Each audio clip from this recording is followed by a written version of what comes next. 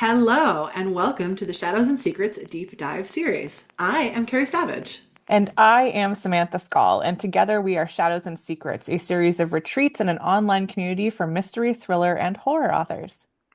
You can find out more on shadowsandsecrets.com. We are both book coaches and authors, and we love talking about story, particularly scary stories. And this is our series of major spoiler alert deep dives into scary books we love, where we talk about twists, structure, masterful misdirection, villains, and anything else that strikes our fancy about MTS, which is the overarching genre term for mystery, thriller, and suspense. But first, I would like to introduce my co-founder of Shadows and Secrets, Carrie. Thank you very much, Sam. So, I am a writer and book coach, as Sam said, who loves working with writers to make their fictional ideas come to life. I am super into immersive settings and details that really pull you into a book's world, which means I'm going to have a lot of fun with the first page of this book.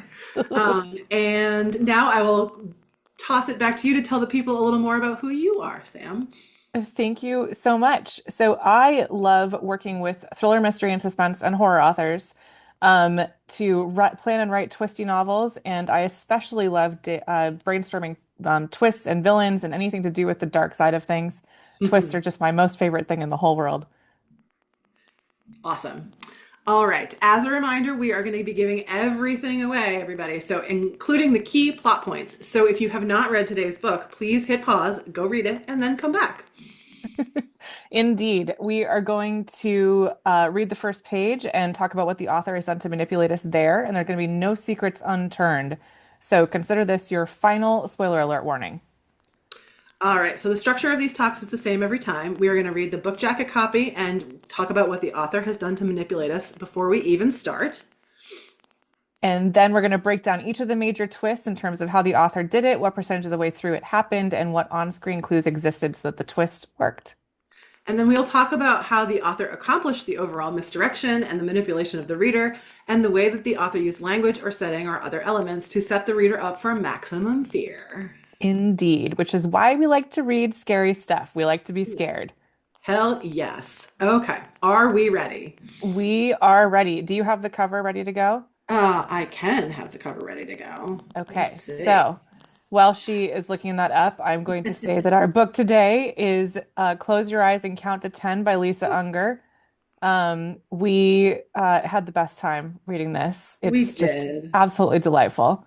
So sorry, my Kindle is not cooperating right now, but let me do this. Here we go. Cover. Close your Perfect. eyes and count to 10. Close your eyes and count Hooray! to 10. Lisa, I also bought a copy of the book. I'm not hiding. I just don't have it in front of me right now. So, um, Lisa Unger, thank you so much for writing this book. What a wild ride this was.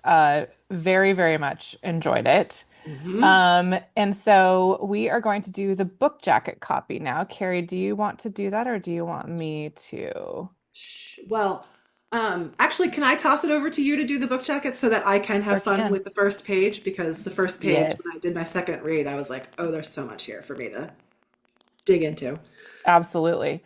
All right, so I'm reading this off of Amazon because the Amazon description often mirrors the book jacket copy. There might be something a little bit different if you have the print copy, but I'll just note that Sarah Michelle Gellar gave her a blurb, which is amazing and Cool. really fun. All right, so here we go. Charismatic daredevil and extreme adventurer Maverick Dillon invites you to the ultimate game of hide and seek. But as the players gather on Falco Island, the event quickly spirals into a chilling test of survival. A storm rages as a deadly threat stalks the contestants, turning the challenge into something far more sinister than the social media stunt it was intended to be. Enter Adele, a single mother with a fierce determination to protect her children at all costs. When she begins the game, she unwittingly enters a twisted web of deception and intrigue. Can she maneuver through the treacherous storm and the relentless competition and get home to her family? In a ruthless battle for survival where the stakes are higher than ever, the blurry line between the virtual and the real proves that the only person we can trust is ourselves. Mm. Yes. Yeah. So, really good description of what this book is. I feel like it's, we know exactly what we're going to get. And for me, anything that has to do with like a sort of like not haunted, but very creepy abandoned hotel on an island with a storm and, everybody who has all these reasons for doing what they're doing. Really great. just sucked me right in. And I think one of the things that I loved about this, especially, having reading it after having read the book a couple of times, is it accurately captures, I think, all the different layers that are in this book. Like there's Yeah. a lot going on in this book, and I guess I will just say it for the first time, probably not the last time.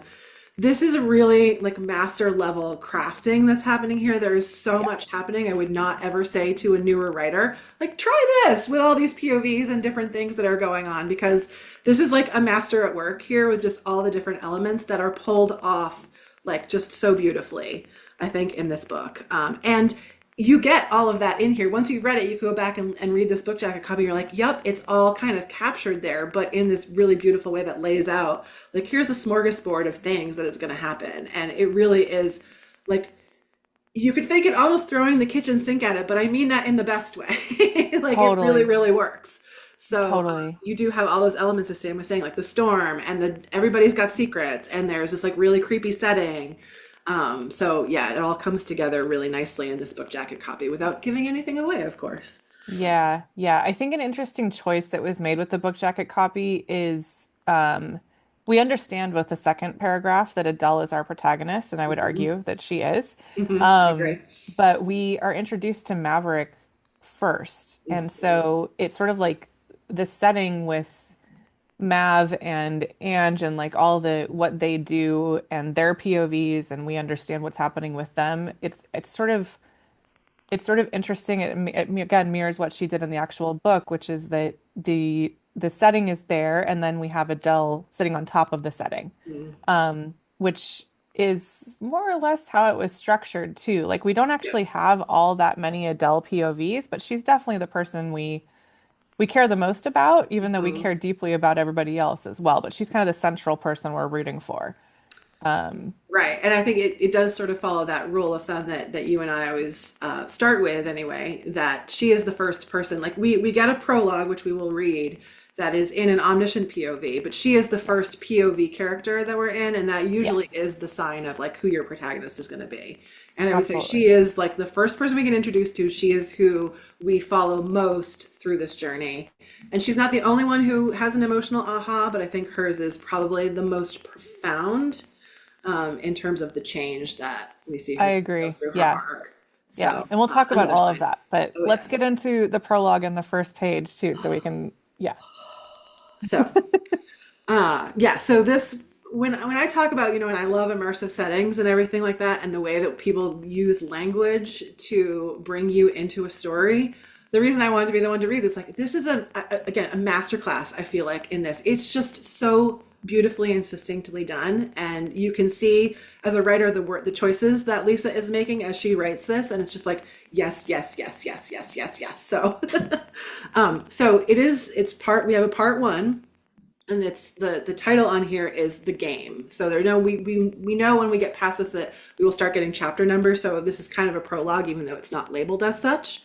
But the game. So a bolt of lightning cuts a jagged line into the night sky, casting the abandoned hotel in a brief white hot flash. A violent thunderclap follows, rumbling the ground. The twisting man-made walking paths snaking all around the hulking structure have turned to rivers. Viscous, muddy water rushes, taking with it debris, its force sweeping away the campsite, toppling the tents, filling the fire pit. Wind bends the trees into painful, straining arcs, howling. Branches splinter, falling. I mean, I'm going to pause there just because, like, think of all the sensory detail that she just threw at us. It's really engaging just about every one of your senses. And the word choices about violent and rumbling, straining, howling, splintering, falling, like everything is feeding into this atmosphere that she is setting up for us. And that's I'm just like, oh, it's just so It's delicious. so good. And this is one of those ones where like I would have picked it up from the airport bookstore Hmm. just based on the cover because the cover is really engaging. And again, you had me at like Island and Storm and Right? chaos. Abandoned hotel. Yeah. Yes.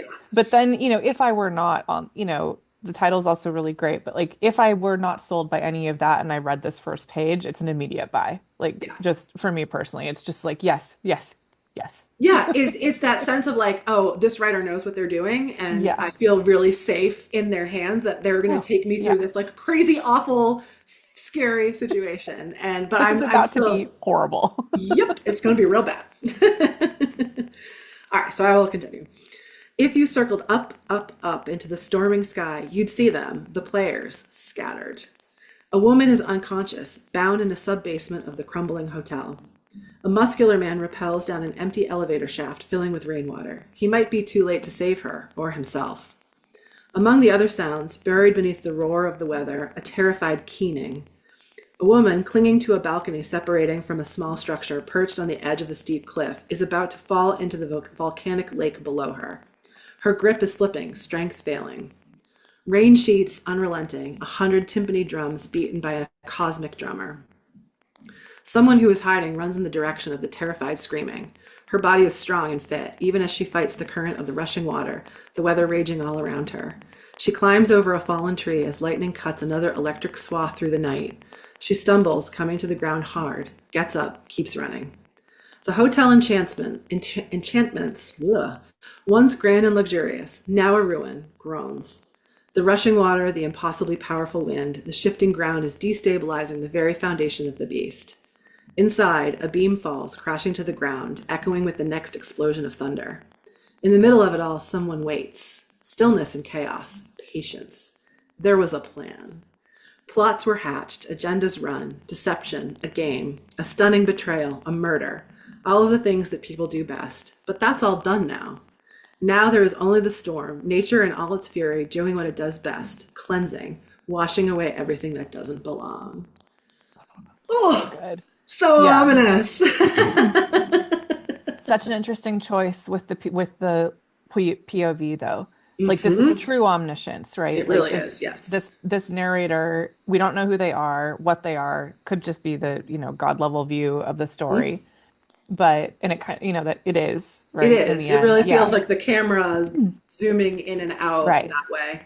Right. But given that this all is happening on social media and it's about views, I took that when I read it again because it was a second read through for this one, which was honestly super fun because I knew what was going to happen, but it's just Lisa Unger's mastery of being able to weave a story with, and we counted right before this, 9 different POVs, which is not beginner level POV, Mm-mm. and have it all flow, right? Like you tap into each of these POVs when you need to, but the overarching sort of meta conversation, I guess, about social media and being online and like the viewpoint, it's sort of like the camera viewpoint or like a trailer for it, which is kind of what they were aiming to do to, Yeah.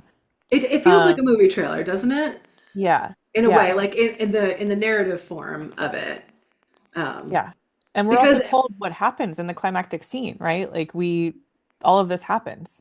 Well, and one of the interesting things as you think about is you now that again, I also read it twice through, so I like the things that are sticking is like everything that was described, it's not like everything, it's not a still shot, right? No. Because the woman clinging to the balcony, that's not happening at the same time as the woman in the basement, right? Like so chronologically, the way the book unfolds, that's not reflected in here. It really is this like big picture. It's omniscient in more than one sense, right? It's Yeah. omniscient in the POV, but it's also like showing you a map of what is about to come, but you don't really Oh, know that yet.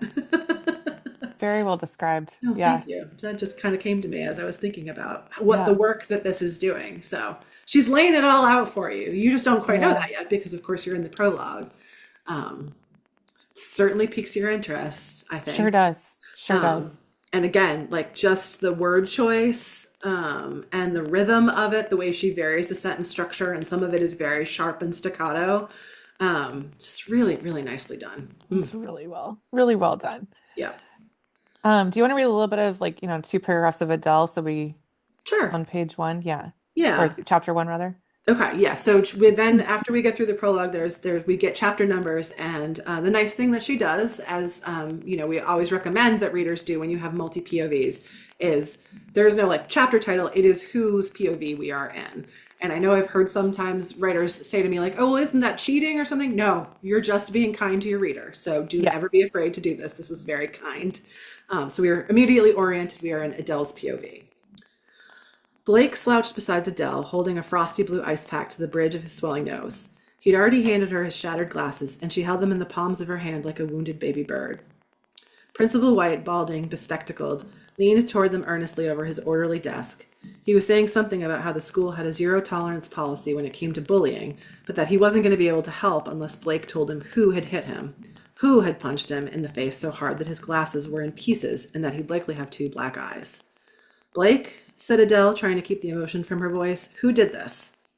The skin on Blake's face was an angry red. He shifted his body away from her, wouldn't meet her eyes. Silence. I'm concerned, continued Principal Weiss gently, because as you know, this is not the first time Blake has been targeted. There was an incident in gym class before break, the fight in the cafeteria last May. I'll just read one more paragraph. Adele found that she could barely focus on his words, thinking about how when Blake was small, she could gather him in her arms and make anything that was wrong right again. Now, at nearly 15, her 6-foot ton towered over her. In fact, he towered over most people. But soft-spoken, with a floppy mane of untamed dark hair, those thick glasses, and his quiet bearing, he was unwilling, it seemed, to stand up for himself in any way. He was, as his older sister Violet liked to put it, bully bait. Oh, Poor thing. I know. Poor little guy. I love Blake, even though he's sometimes misguided. Sometimes He's misguided. such a 15-year-old boy. It is indeed. Mm. Um, so what I really liked about the first chapter in this is that we get so much setup without belaboring it, right? We Mhm. understand that Adele is in a really tough spot because her ex or husband left them 5 years ago because he embezzled a bunch of money, and the FBI comes to the door and is like, we think we had a sighting. And so that's how we learn about it, right? There's like this Mhm. dinner scene once they get home from the principal's office. We learn that she is a former marathon runner, that she's participated in these tough biatch competitions, and that she's really strong, but money is super tight. And then Blake is the one to suggest, oh, there's this competition with Maverick's extreme games and insane challenges, and she's like, oh my God, are you kidding? But also the prize is $1 million, and he's like, Mom, you can do it. And so she decides to do it, but at the very end of chapter one. So Mhm. our inciting incident, very clean, Yes. right? It's like, here's this opportunity that's presented itself. We've established the stakes. Like, she needs the money. She can't, her bills are piling up because Miller, the ex-husband, left them in a real tough spot. Hmm. Blake is being bullied because of what Miller did, Hmm. because a bunch of the parents, lost their jobs, which we learn later. But we it's very nice. We know exactly how this story is going to play out, right? We're like, well, given we just read this prologue, obviously this isn't going to end well. Right. And I really liked it. It's like it's clean and snappy, and we move right along, right? We don't sit there and think about Miller for 3 chapters. We Right. learn about him and then we move on, and now we have Adele making a choice to Hmm. enter this competition, which is delightful. It is delightful. And I think it establishes, that it establishes really nicely and cleanly, as you were just saying, that she is the kind of woman who would do this. Because I think some of us would probably be like, what are you? You're a mom and you're the only parent your kids have. I mean, granted, they are Right. older, they're teenagers now. I mean, he's 15 and I think Violet's 17. Yeah. So it's not like she's got two little babies at home, but still, like, who is this person who would go off and do this extreme game thing? And it's, I mean, yes, they need the money, so it's the $1 million, but also, you could probably offer me $1 million to do that. And I'd be like, no, I think I'm good. But Yeah. she's tough and she's done extreme physical things before. So she has a certain confidence about being able to meet those kinds of challenges. And is like, yeah, I know I can do this. And so it's a real possibility that she could win. I think like that helped me buy into the like, well, who Hmm. actually does this kind of thing anyway? Not even just as a mom, but as someone who goes and puts themselves in an extreme situation like that. Yeah. You're not finding me on Fear Factor. Let me just tell you that. I don't care how much Oh money you God. give me. Ugh. Exactly. Such a show. Mm, Um, and yeah, it's just Adele is very likable. We're rooting for her. We understand her personal stakes, which is what makes her a great protagonist. But yeah.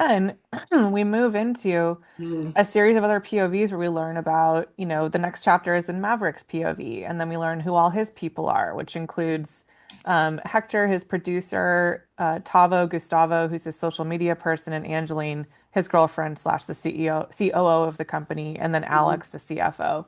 And all this is introduced very quickly. And so we're like, okay, got it. And then we learn that they're in money trouble and they don't actually have the $1 million. And, you know, there's this like angry person on the internet who's harassing them about what happened the last time they had a hide and seek challenge where someone disappeared.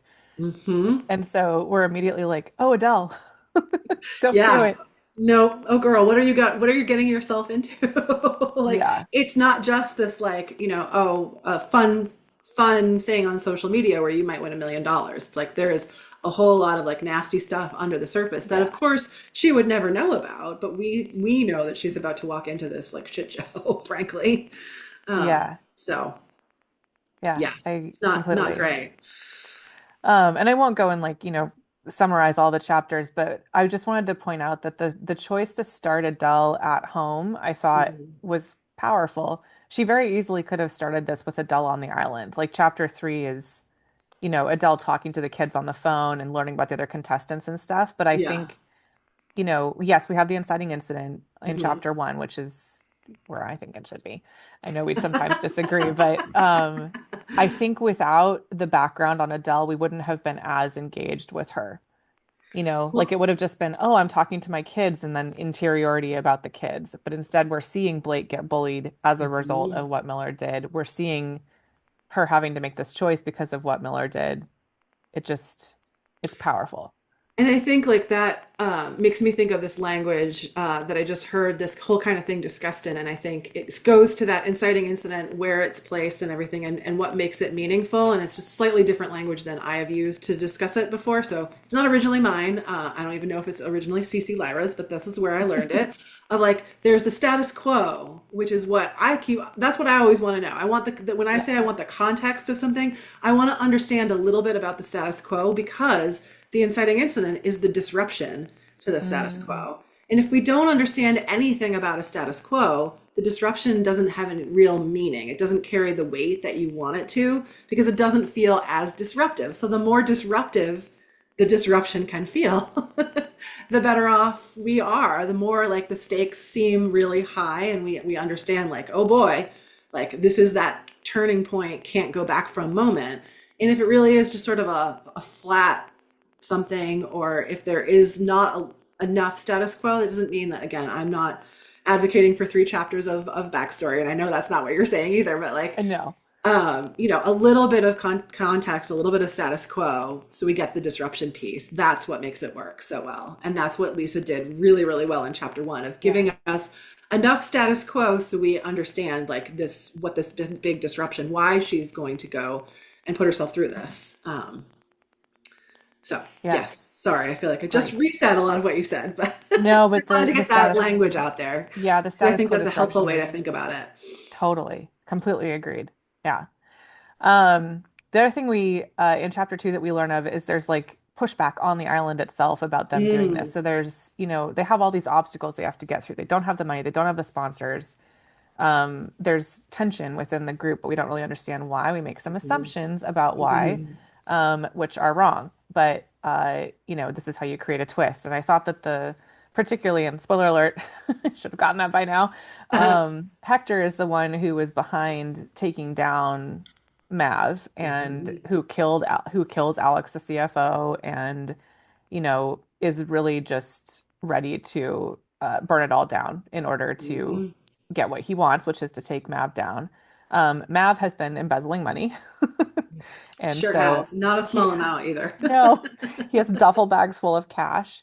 Angeline, Ange, we see her POV quite a bit. Yeah, She is a very interesting character because she's a supervillain, yeah. but she like leans into it as opposed to she sort of has some moments after Alex died where she's like, "Oh my God, are we really dumping his body in order to, get away with it?" And I then she think makes the choice to do it, which is mhm. fascinating. She was the character that actually in a lot of ways I had like the most topsy-turvy feelings about, because there Yeah, were times when I like empathized with her and like, oh, she's kind of human, and she's getting it. She's seeing the issues and the problems here. right. But then she swerves right back into like, oh no, we're doing this for reasons. We've got to get through. I'm siding with Mav, for, and it happens. It's not, I don't mean that like it feels repetitive, but you can see her wrestling and you're like, where is she going to end up? Where is she going to net Yeah. out? And yeah, I had especially the second read, I was just like, God damn it, you're making me mad. Stop making these choices. But of course, we want her to be making, difficult and, you know, potentially icky choices that we don't always agree with. That's not her job, is to make me feel like, yay, I support you. It is to cause tension, and for us to see her thinking through and working on these decisions with her interiority. And her Yeah. interiority, I thought, was like probably the most interesting because Hmm. she wrestles with all of this stuff and changes her mind a bunch of times. So, Yeah. And it's interesting because I typically, I like and also tend to coach this way where if you have mm, somebody starting off here, you don't hmm want them to do this. You want them to sort of like lean into it and be like, this is what I think. And then, focus even more on that until they have the flip at the emotional aha or whatever that pivot point is for them. hmm Um, Angeline goes like this. But so if she were the protagonist, I think I would have struggled a little bit with it.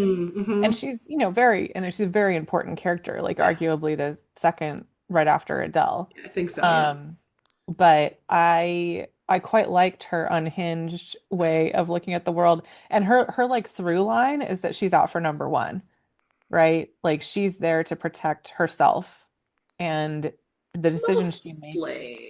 Mostly. But Yeah. like, ultimately it affects her. So if, for hmm example, she's the one who's like, we need to call the cops, and then gets convinced that they need to not call the cops to hide the fact that Alex died.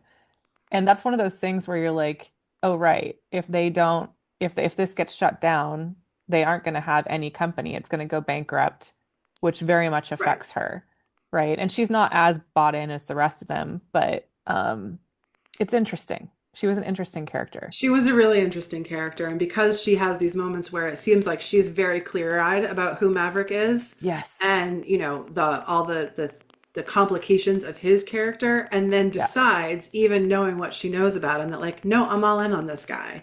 Whereas I think, the expected thing to do, and maybe probably what I was rooting for, was like, yeah, ditch his ass. Like, he's not a good Hmm. person.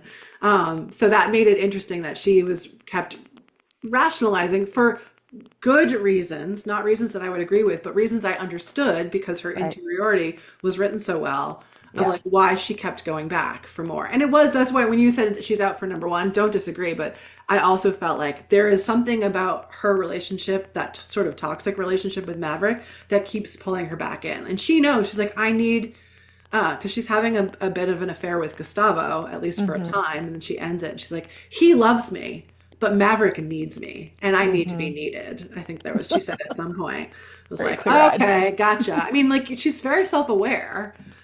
Give her points for that, but doesn't I don't agree with all of her decisions. No, no. But that made it, to your, just gonna repeat what you said just so Hmm. like we really hammer in on that. The interiority is the reason that we're on Yeah. board with her. If Yep. we just saw her making these decisions without the internal, like, I get what I'm doing and this is messed up and I'm doing it Mhm. anyway, and blah blah blah, the Mav stuff, it would have been far less engaging and we would have been really confused by her, you Yeah. know? Yeah. And very Um, frustrated in a way that we weren't. I mean, I yes, did find her frustrating, but for of completely course. different reasons. Yes, exactly. And then we have Malinka, who Mm, is young and, has some like an imposter syndrome stuff because her dad basically forced her up the seven summits. And then Adele is the one who ultimately points out to her for her emotional arc, like, you can do this. It's not nothing that you did this, even if you were kind mm, of, helped or forced because she was under the age of consent when this all happened, which mm, I thought was a very interesting point about like the pressure that people have. Um, and then we find out that Malinka and Chloe were friends. Chloe is the missing woman from last time. And then we find out in the climactic scene that Chloe was actually like on the island and has been messing with them, and she's the one who's like this force. And that was one mhm, of those, like, Mav is a liar is the angry internet person. That's Chloe. She's been trying to take him down because she was obsessed with him, is obsessed with him, and is mhm. very angry. She sure is. Um, yeah. And then we have this podcast that's trying to find Chloe, and like there's just all this whole story is being told from like all these different POVs. And I'll be honest, I feel like it's hard to think back to the first time I read this, but I feel like I sort of was like, oh, Chloe is definitely Mav is a liar. Like Yeah. that felt right. But it still felt twisty because Chloe, we were like, Chloe can't be on the island. Why would she be on the island?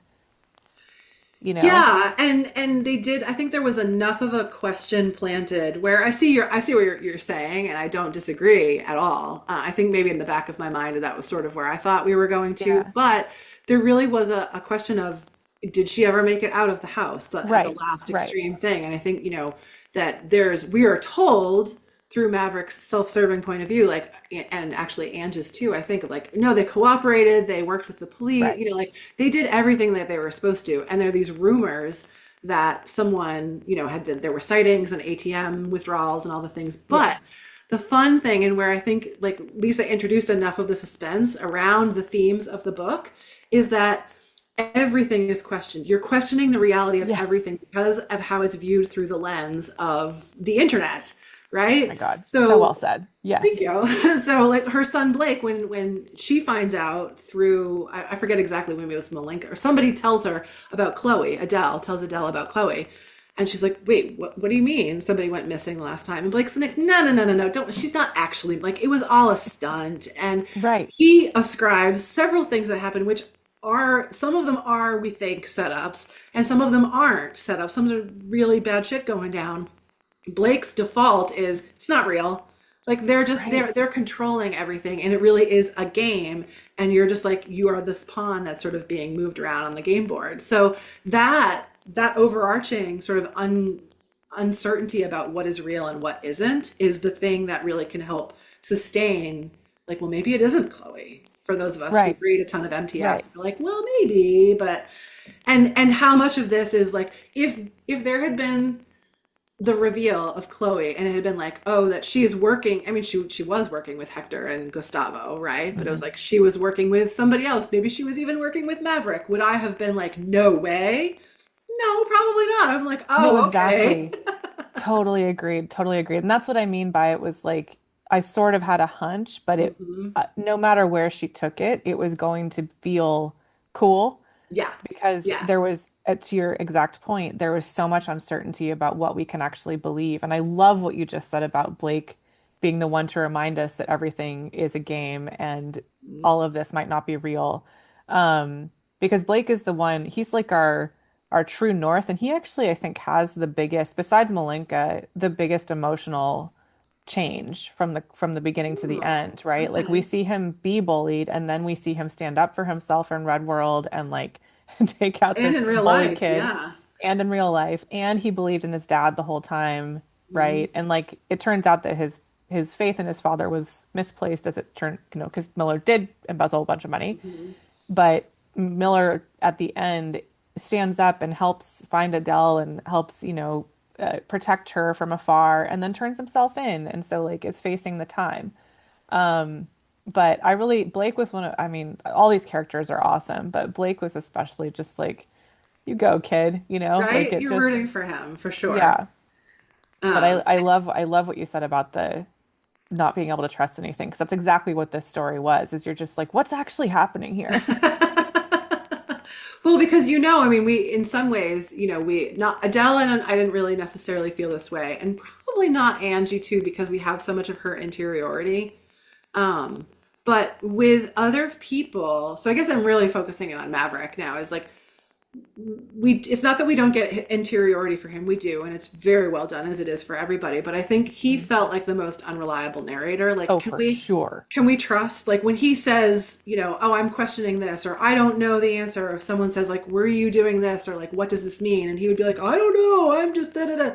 Like we didn't know. Can you really trust him? Maybe he is working with all this, maybe he has, and some of the stuff that he's accused of and denies, of course it turns out that he did in fact do some bad stuff. So Yeah. with him, that again another layer of unreliability of the things that we are seeing, and it's making us question what we can trust. That's why his POV was so important too, because it added another Yeah. layer to that of so all it's just constantly shifting. We're given information, we just don't know if we know everything, Right. and or what we can trust in all of that, which just keeps the Yeah. suspense high throughout. The suspense was very high throughout this whole book. And like, to talk about Mav for a second, when they find out that Alex is missing and then they find his body, we're not in Mav's POV. Mhm. And so we're seeing them question Mav and be like, "Wait, you're the one who's telling us not to go to the police. Like, Mhm. did you do this? You were the one who was having a fight with him." And we don't find out until a little bit later from Mav that it couldn't possibly have been him because there was something that was like, oh, he wasn't even in that space or whatever. Yeah. Um, yeah, it works really well. Like there's just, but again, this is like a master class in how to tell a story because nine is a lot to keep track of. Yes, I think both of us, if a newer writer came to us and said they had a story with 9 POVs, we would both be like, "Oh, you might want to rethink some of that because you're making your job very, very difficult." Yeah, And to be able to pull it off the way that she did, I mean, that's what it's like. We both know, like, she's a master at this, right? And yeah, that's why it works. So you can do it. It's just really hard. it's really hard. Yeah. I want to make sure we talk through the twists because I could talk Yes. about this book for a really long time. Yeah. So the midpoint, it's technically if we're going for the protagonist, Adele's midpoint is that Cody reveals that they're messing with them and Mhm. changes the viewpoint of the game from being like, oh, these people are my enemy and I have to beat them, even though she kind of feels like she still does, but Cody was like, look, they're somebody placed a flask in my tent. I've been sober for 5 years. Like they Yeah. are creating a narrative here to Blake's point about like what can we actually trust? This game is rigged, like just so you all know, kind of. Yeah. And Adele is like, huh. And Um, she's already had a suspicion that this was happening yes. because of stuff that she found in the hotel that kind of pointed towards like Miller. And she's wondering, is Right. Miller on the island? And then she's like, well, wait, no, they may have found this out about me and they could have Right. put this there to mess with me. So it was already a question in her head. And like what happened with Cody kind of confirmed that Yeah. they are, in fact, messing with the contestants. So, Yeah. So there's it's a turning point in the story. It's not really a twist per se, because again, Adele kind of already suspected, but this is proof that the assumption was, there was an assumption about what was going on. yeah. You could also look at it with like Adele thought that she was playing a fair game and that assumption was incorrect, which makes it twisty.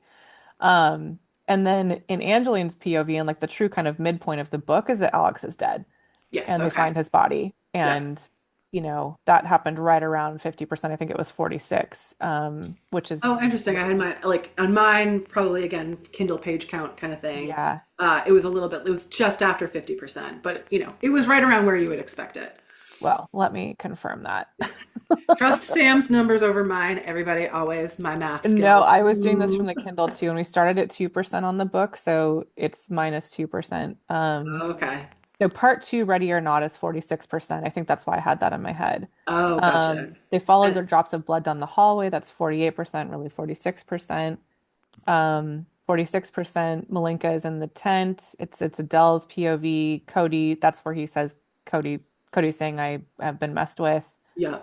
48% Adele. It's that scream the game POV where we're like seeing the Oh, future, which is yep. another thing I want to talk about. Super interesting choice.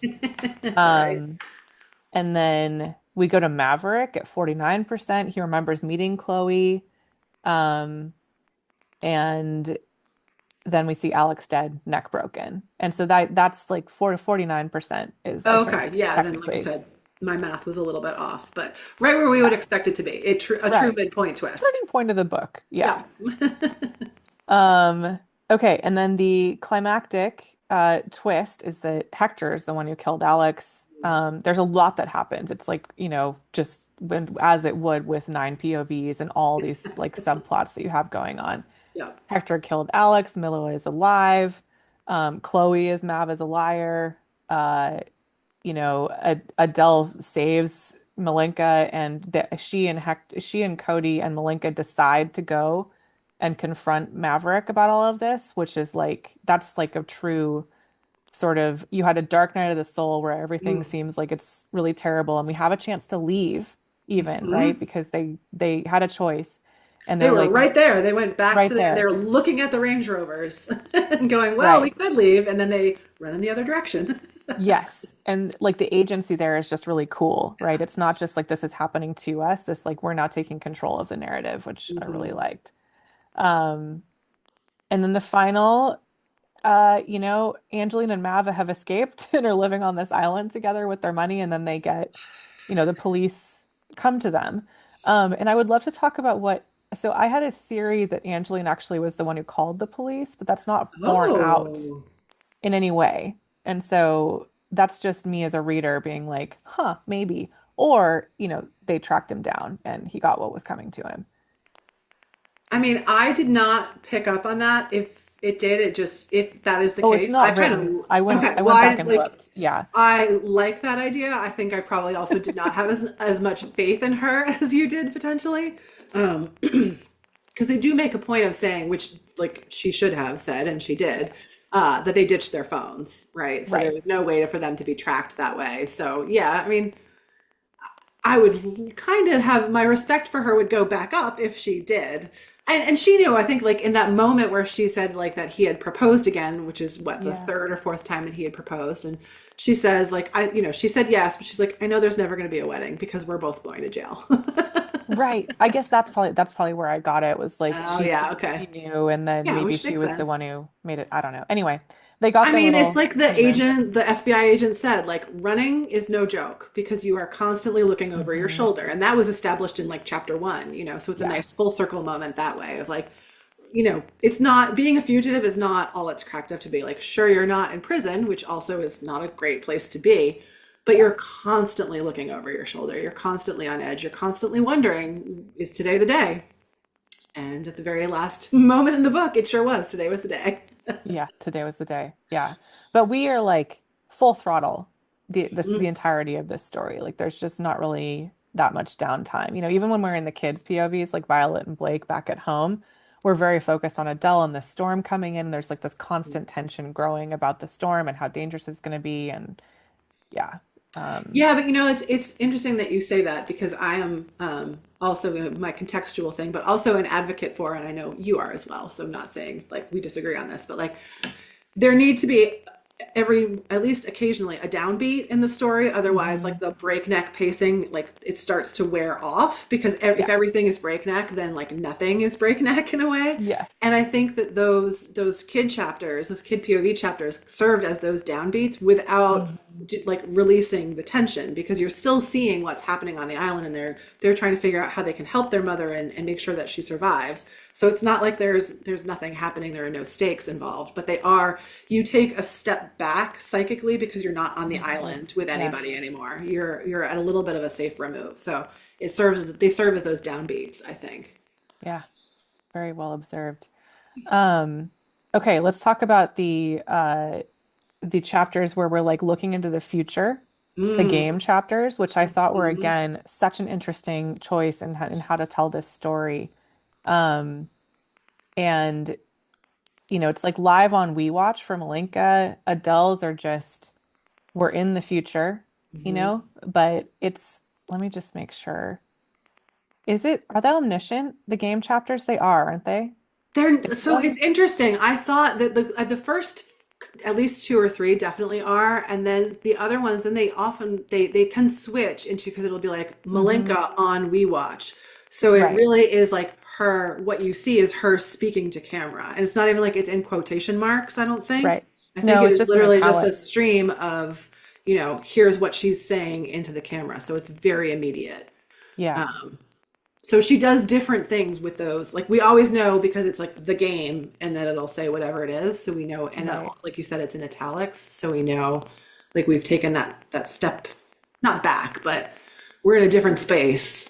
Um, but she uses them in different ways, which again, like Hmm. that is not a beginner technique. No, and it definitely is all intentional, right? Like these are Yes, not random very much choices so. to do this. No. Like it's very, the part three of the game is at like 70-ish%.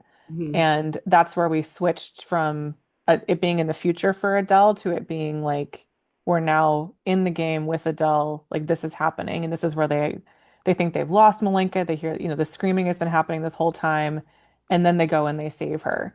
Um, and then we go, into Maverick's POV and we have a little bit of that downbeat, because he's remembering stuff that happened in the past. Mm. And then we find out that the cameras are broken and, all that stuff. And we lead beautifully into the climactic scene. Um, yeah, it's just it's just fascinating choices. It's like things that this Yeah. is not just like a standard, like the story could have been told Mhm. probably, not as skillfully and not as interestingly from a reader perspective, but like we could have just been in Adele's POV the whole time, or maybe like Adele and Malinka, or Mhm. Adele and Angeline, or whatever, right? Mhm. And you could have just gone back and forth and it would have been very engaging because what happens in this story is very engaging. But the fact that we have all these different people focused on their own goals, right? Like they have a Mhm. common goal. It's like make Adele win the $1 million, which of course she doesn't in the end. Um, And ultimately get off the island, survive. Survive. Yeah. Yeah. Um, but it's cool, and like the Stranger Than Fiction podcast stuff and like, what happened to Chloe, like it's a lot to keep track of, but it works. It's just Yeah. like, I mean, what did you like? I think on my second read, I was because when you're reading, you're for the first time, you're just experiencing this. You hmm don't necessarily know that what she's telling you is in the future. You only right, pick up on that as you're moving through the story of like, oh wait, I saw this. You're in scene with Adele when they're like trying to save Malinka, and she's right, dangling off the balcony. You're like, oh wait, she told me about this in the prologue, and now we're right. here again. And then you realize that, like, oh yeah, like I said, she's sort of set a stage for you. So, in done a different way, it could be really disorienting. It could be something that took you out of the Yeah. story. I didn't find it to be that. I don't think you did either. But like, No. what did you think about how, like, what do you think the choice, why do you think that choice was made? And I know you're not in Lisa's head, so I I apologize for wish I putting you on the spot like that. Lisa, come talk to us and tell us what you were thinking. Right? How you did this. Um, I I think that the triggers for the reader, like the italics and the labeling and the change in POV, and I'm sorry, I don't remember exactly what she did, but it was different from it just being a dull, straight Hmm. POV. Yes. I feel like it went to omniscient was a note I had, but Yeah, you're probably right. um I think it reminds us that we're watching a game. Is Mm, kind of what I took away from it. yes. And it's just enough of a switch from like the regular adult chapters where we're like, oh right, this is something that's live. And of course it isn't. Nobody filmed the, Malenka almost falling off the balcony and that super scary scene where everything's crumbling around them. Ugh. Um, and that's maybe my one like I wish it was a little bit longer, that scene, because that all Yeah. happened really quickly and it was super scary. And I would have loved to have sat with that for like, 4 or 5 pages as opposed to like, the page or two that we do Yeah. get just because it's such a powerful scene and, I just wanted to have more. Yeah, Um, it really was nice, like the way because it was they were already kind of coming together and you could see it yeah. happening, but it really was like that moment. And a nice contrast to the other group, which they're supposed to be a group working together. They're falling Yeah. apart, whereas this group So is falling coming apart. together. Oh, that's a nice observation. Yeah, I like that a lot. What did you think about the I the think I future? hadn't really settled on something, but I think you nailed it. I think you nailed what was tossing around in my mind too about I think it was a way to emphasize without like putting it in your face because it wasn't that like oh yes this is all it's a game Hmm. and it's all about or not all about but there is so much going on here with perception and who Yeah. is seeing what and what meaning they are making from it, which when you think about it is super cool too because isn't that what MTS is all about, like right, these Uh-huh. twists and why we read it and why it's so fun is because we make assumptions, they are wrong, and then we're surprised and delighted. Yes. So she's deliberately or not, she's kind of pointing at that structure in a way of like, hey, here's this thing that I am doing as a masterful MTS writer. And don't you see? Like, now I'm imagining Lisa sitting there like winking at us, being like, oh, you got it. That feels right. I I love hope that. so. If Yeah. not, it's okay. It's like we're still warm and fuzzy about the book. Yeah. Yeah. But yeah, really, like, again, like that just points to the master level craftsmanship Yeah. that went into it. Well, and the overarching structure, just this hide and seek thing, right? Like close your Mhm. eyes and count to 10 is triggers for us the childhood game Sure. immediately, very well titled. Yep. But then we've got, I forget what the first chunk was called, probably like Get Ready or something. And then part two was Part three is the game. I'm looking through my notes. Part two is Ready or Not. Um, Close your part one is close your eyes, then Close ready your or eyes. not, the Yeah. game, and And then home home base. base. Yeah. Mm. And so we have this overarching structure that follows what happens as well that is Hmm. really cool. And like, we don't actually see the hide and seek game until the climactic scene when everything is just going wildly wrong. And I thought that that was really well done too, because at every point, it's like, well, why don't you just leave? And then she answers that, right? It's Hmm. like Petra and her team of thugs are like, well, you're not going anywhere unless you're going with us. And then they're like, well, if we don't get this sponsorship money, if we don't finish this game and see it through, we're going to lose everything that we've worked toward. And Adele and Cody and Malinka all want to win too because the views that they're going to get are going to fund their lives or whatever. Yeah. Um, Everyone has a They're all view. struggling in their own way, and they all need Yeah. to be there and do this thing to sort of as a redemption, Yeah. even if not in the rest of the world's eyes necessarily, but for themselves to like give Hmm. them a little bit of confidence back, which actually then probably segs nicely into emotional ahas, which I think is the only thing we haven't touched Yes. on, Yeah. right? Yeah. So, So, Adele is our protagonist. She's the strongest, mhm. the person that has the biggest change. But for her, it actually was pretty subtle because she's already so strong. Mm. But I felt like with her, it was that decision to go back as the result of the emotional aha. But Mm. I don't know, like we don't actually see a whole lot of, her being like, "Oh, I'm realizing this." Oh, but I had a moment and I wrote it Uh-huh. down. Look Okay. at me writing it down. Yay. I took a lesson from you from last time. So I actually didn't write down the page number, but it was at 89 or 90%, which is a Yeah. little bit late, but we've said before, like it can certainly happen in Yeah. that after that moment.